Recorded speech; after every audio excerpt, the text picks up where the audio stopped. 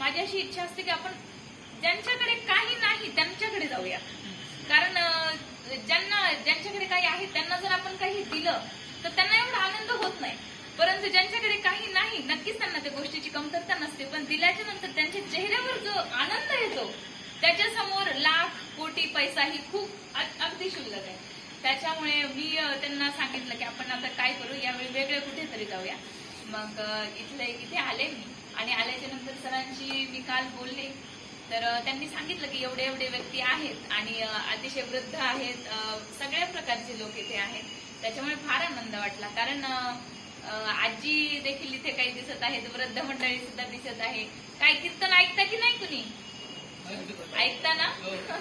आता मी गेल्याच्या नंतर सरांनी कोणी तुम्हाला फोनवरती दाखवलं तर नक्की माझं कीर्तन ऐका.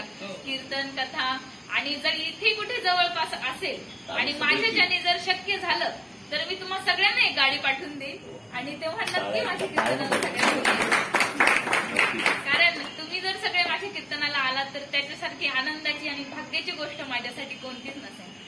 आज इथे बोलण्याचा अर्थ आणि बोलण्याचं एक उदाहरण म्हणून मी तुम्हाला सांगेन की इथे मला आल्याच्या नंतर सरांनी सांगितलं की इथे काही मनोरुग्ण सुद्धा आहेत, काही लोक असे आहेत की जे काही करू शकत नाहीत तरीही आम्ही त्यांचा सांभाळ करतो, आणि काही लोक जे समजा करू शकतात त्यांना आम्ही कामाला सुद्धा पाठवतो, असंही त्यांनी मला सांगितलं.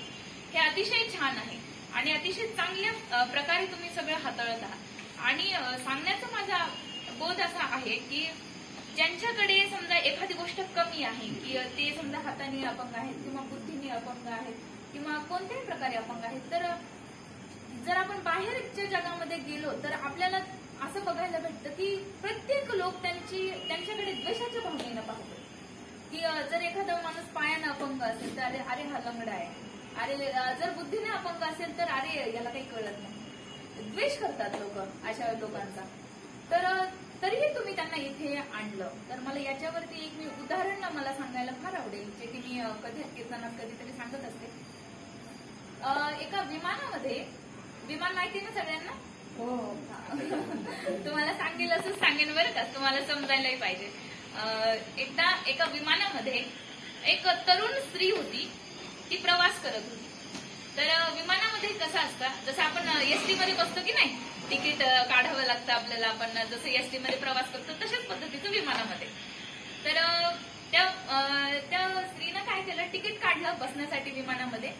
बसायला गेली तर तिच्या शेजारी एक पायानं आणि हातानं असा अपंग व्यक्ती बसलेला होता, त्याने तिकीट काढलेलं होतं. तर बसल्याच्या नंतर त्या सुंदर स्त्रीनं पाहिलं की अरे माझं सीट आहे की नाही, ते या अपंग व्यक्तीच्या शेजारी काय आहे, तर तिनं त्याचा द्वेष केला. तिनं विचार केला की अरे हा तर अपंग आहे, अरे याला काही कळतही नसेल, हा किती घाण आहे, असं तिनं विचार मनामध्ये केला. आणि विचार केल्याच्या नंतर तिनं एका विमानातल्याच एका व्यक्तीला बोलवलं, तिथल्या ज्या सेविका होत्या त्यांना बोलवलं, आणि त्यांना बोलवून त्यांना सांगितलं की हे पहा, हा व्यक्ती मला काही बरोबर वाटत नाही, हा शरीरानेही अपंग आहे आणि मला असं वाटतं बुद्धीनेही अपंग आहे, हा काहीच करू शकत नाही, हा व्यक्ती इथं का बसलाय, मला याच्या शेजारी नाही बसायचं. तिनं द्वेष केला त्याचा. तेवढ्यात ती सेविका ते स्त्रीला म्हणू लागली, तुम्हाला अडचण आहे, तुम्ही विमानामध्ये आमच्या आलेले आहात, तर आम्हाला तुमची काहीतरी सोय करून देणं आमचं काम आहे, आमची ती ड्युटी आहे, तर आम्हाला आमची नोकरी चांगली चोख प्रकारे करावी लागेल.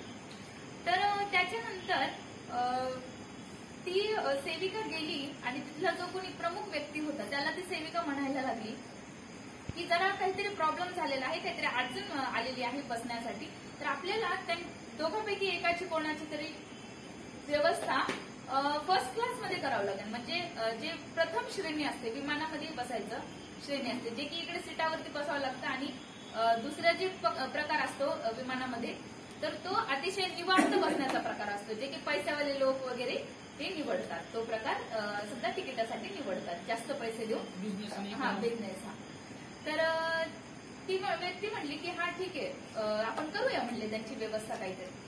तर नंतर ती सेविका आली आणि ती सेविका येऊन त्या सुंदर स्त्रीला म्हणायला लागली की ठीक आहे, दोघांपैकी आम्ही व्यवस्था केलेली आहे फर्स्ट क्लासची, तर एकदम चांगल्या सीटावरती आम्ही बसवणार आहोत, तर त्या स्त्रीला असं वाटलं की अरे मी सुंदर आहे, यांना नक्कीच माझ्याबद्दल काहीतरी वाटलं असेल, त्याच्यामुळे मीच जाणार त्या सीटावरती, जे की महागाचं सीट होतं, जे की महागाचं पैसे देऊन ते काढावं लागत होतं.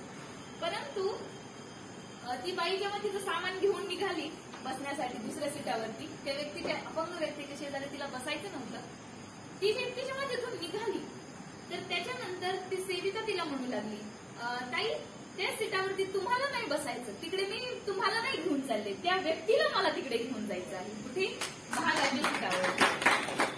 तर त्यांनी असं सांगितलं, त्या सेविकेने त्या स्त्रीला असं सांगितलं की जरी तुम्ही सुंदर असाल, परंतु तुम्ही जर या व्यक्तीचा अपमान करत आहात, ज्यांना देवानी त्यांना अपंग बनवलंय किंवा बुद्धीला, त्यांच्या शरीराला किंवा बुद्धीला अपंग बनवलंय, त्यांचा तुम्ही द्वेष करत आहात, तर खऱ्या अर्थानं अपंग बुद्धीने तुम्हीच आहात, खरे ते अपंग नाही. तर मला सांगण्याचं उद्दिष्ट असं आहे, त्यांनी त्या सुंदर स्त्रीला न तिकडे नेता त्या अपंग व्यक्तीला तिकडे घेऊन गेले. तर मला सांगण्याचा अर्थ असा आहे, या गोष्टीचं तात्पर्य मला तुम्हाला सगळ्यांना असं सांगायचं आहे की प्रत्येकामध्ये काही ना काहीतरी कमी असतं आणि तरीही कोणाचाही आपण द्वेष करू नये. जरी कोणाला घरातून काढून टाकलं तरी घरातून काढून टाकला त्याचा अर्थ असा होत नाही की त्या व्यक्तीला तुम्ही आवडले नाही, याचा अर्थ जगाला तुम्ही आवडले नाही, असा त्याचा अर्थ होत नाही. तर स्वतःला जरी आपण कुठे ना कुठेतरी आपल्याला ठेस लागलेली आयुष्यात, कुठे ना कुठेतरी अपमान आपला झालेला आहे, कुठे ना कुठेतरी आपल्या समोर खूप कष्ट आलेले आहेत, परंतु त्याला कधीही हार मानायची नाही आणि आपला स्वतःचा स्वतः कधीच द्वेष करायचा नाही. जरी आपण वृद्ध असू, जरी आपल्या कुणीतरी तिरस्कार केलेला असेल, तरीही जिकडून तुमचा तिरस्कार झाला तिकडे जरी झाला असला तरी इथे तुम्हाला नक्कीच प्रेम भेटलेला आणि